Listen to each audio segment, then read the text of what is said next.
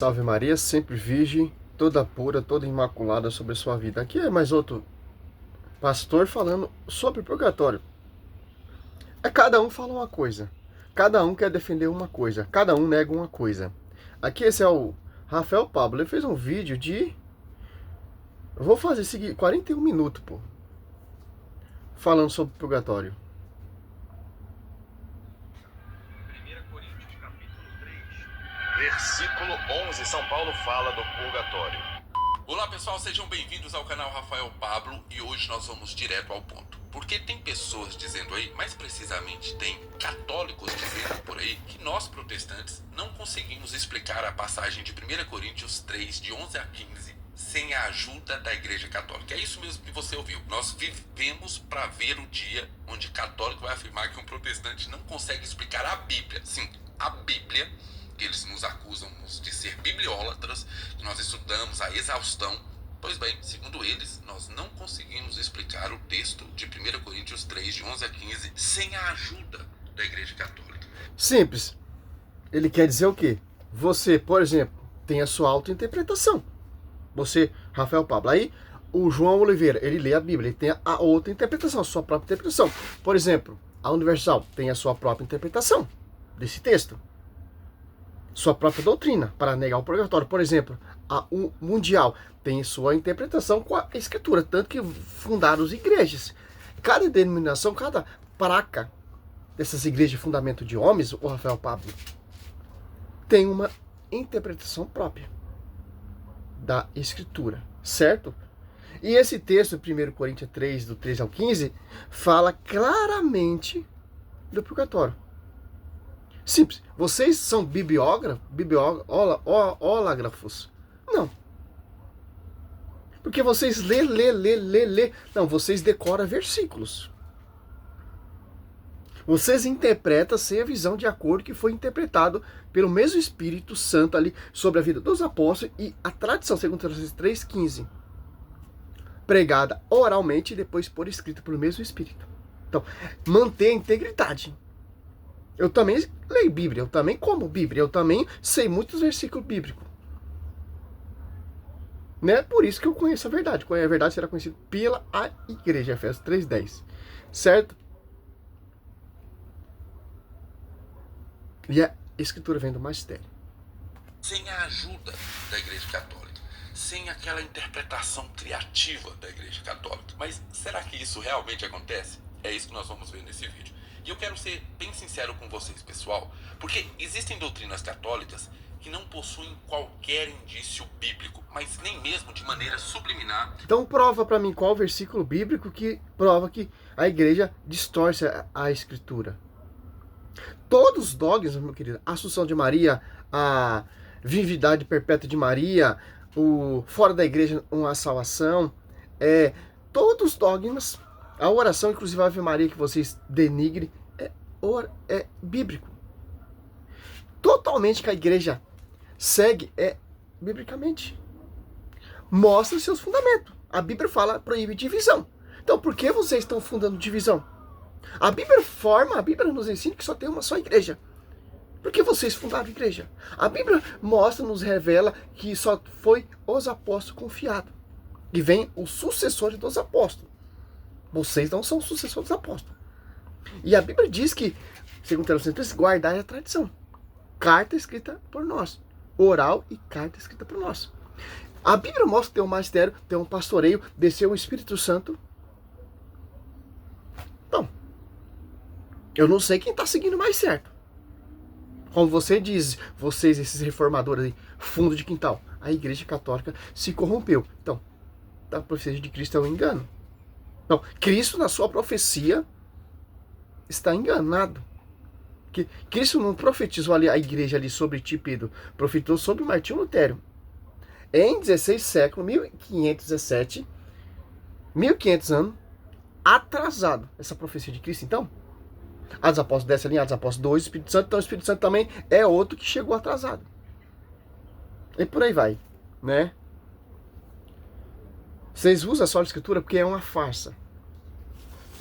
Para negar essas mentiras suas. Suas, né? Você é mais um.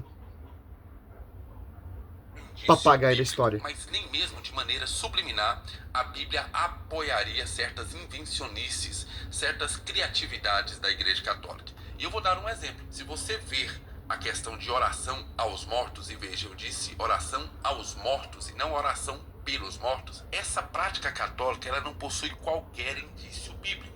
Não existe um único texto na Bíblia onde você vai encontrar alguém que é fiel a Deus, que é fiel a Jesus, orando a um morto. Não vai encontrar, não existe esse texto. Peça um católico para te mostrar. Olha, mostre na Bíblia um único texto bíblico onde alguém, algum apóstolo, algum profeta está orando a um morto e não orando diretamente a Deus ou diretamente a Jesus. Você não vai encontrar. Agora, o purgatório, bem... Vamos agora. Ele desafiou, porque ele é um mentiroso. Sim, tem versículo bíblico. São Paulo, que é apóstolo, que devastava a igreja, que perseguia a igreja, se converteu e perseguiu de morte essa doutrina dos apóstolos 22:4, orando pelo seu amigo Onesíforo. Porque ele já acreditava. E ainda mais ele vai além. Em 2 Coríntios 5, Paulo fala assim: não vejo a hora de me desprender-me desse corpo e habitar junto do Senhor. Olha o grau de santidade, cara. Você pega em 2 Timóteo, para o doutor, a oração aos mortos não existe. Para o sabe mais que o magistério. Olha só. Esse aqui, esse apologeta protestante, não sei se ele é mais um grupinho do Lucas Vanzoli. Ele fala mais do que mostrar na escritura. Aqui, ó. 2 Timóteo 1, do 16 ao 18. Ó. Pode catar a Bíblia protestante também. São Paulo orando pelo seu amigo Onesíforo. E se pegar 2 Macabeus, também, São Judas Macabeus ali na revolta de Coloré, ele ora para aqueles soldados que se contaminaram com o ídolo de James. E suplica o perdão, fazendo uma coleta, fazendo ali tipo um sacrifício expiatório pelas almas desses que morreram na guerra. Porque eles acreditavam que haveria uma recompensa depois que morressem. Certo? Aqui ele se estrepa. Olha só. O Senhor conceda sua misericórdia à casa de Onesíforo, que muitas vezes me reconfortou e não se envergonhou da minha cadeira. Primeiro, ele ora pela casa, pela família de Onesíforo, mostra a obra de Onesíforo e agora ora pela sua alma. Pelo contrário, quando veio em Roma, ó, pela obra, procurou-me com solicitude e me encontrou. O Senhor conceda graça de obter misericórdia junto do Senhor naquele dia. Sabe melhor que ninguém quanto bom serviço ele prestou em Éfeso. Porque eu sei que ele está morto. Agora, Paulo, em 2 Timóteo 4, saúda agora a sua família. Aqui ele saúda a família de Onesíforo, conta da sua obra, que socorreu Paulo ali nas dificuldades, e ora pela alma de Paulo. Agora ele está orando saudando a família de Onesíforo. Olha só. 2 Timóteo 4, 19. Ó. Saúda Priscila e Aquilas e a família de Onesíforo. Que Onesíforo não se encontra ali mais. E tem outro texto também. Se você pegar aqui em Lucas, o que esses caras pregam, o que esses caras anunciam, a igreja já combate. Porque a igreja ela é coluna sustentáculo da verdade. Todos os dogmas que a igreja prega é de acordo com a escritura. E todos os dogmas que a igreja prega são perseguidos por esses caras. Você pode ver, os dogmas é perseguido. A doutrina é perseguida, como Paulo perseguiu de morte essa doutrina. Atos 22:4, se preferir. Você pega aqui, ó, em Lucas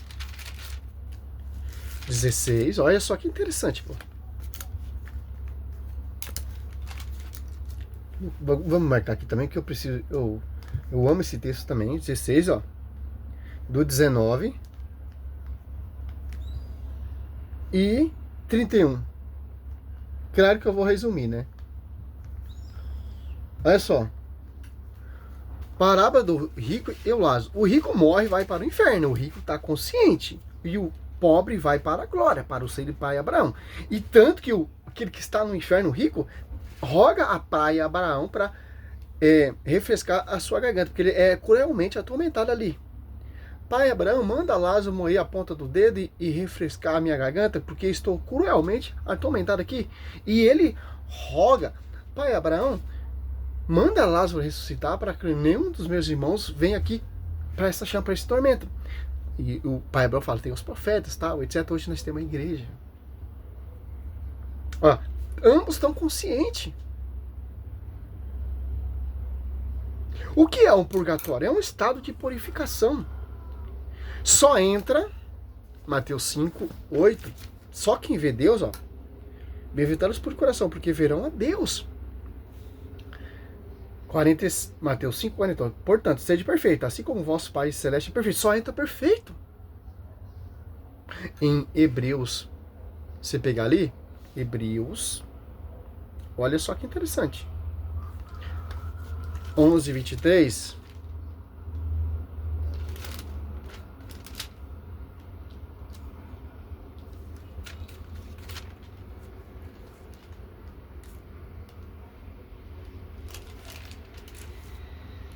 Olha só. Procurar a paz. 11, 14. Hebreus 12, 14. Procurar a paz. Com todos. E, ao menos tempo, a santidade, sem a qual ninguém pode ver ao Senhor. A santidade. Em Tiago 2, 3. Haverá juízo, sem misericórdia, para aqueles que não usou de misericórdia. A misericórdia triunfará sobre o julgamento. Ó. Paulo está orando pela Onesífora, que o Senhor tenha misericórdia. Olha só. A misericórdia, ele é um ato salvífico. Um sacrifício, uma oração pelo um ente querido que morreu, que buscando a santidade. E no finalzinho ele desvia, meu irmão. Deus não vai colocar ele no inferno, pô. Vai passar por fogo purificador para pagar o último centavo, como vai dizer Mateus 5, 25 e 26. É simples entender isso. Mas aonde está na Bíblia um apóstolo orando pelos mortos? Mostramos aqui, ó. Só entra justo, só entra santo na glória. Por isso que Paulo fala, não veja a hora de desprender para estar junto do Senhor, porque ele já está nesse grau de santidade, pô. Ele sabe que se ele morrer ali, vai diretamente vai contemplar o verbo face a face, Apocalipse 7,15. Simples entender isso. Mas esses enchedores de linguiça não sabem, pô. Porque o foco deles é degrinir, não acreditar. Jesus, você não vai encontrar. Agora, o purgatório... Já mostrei. O purgatório talvez possua um único texto bíblico. O quê?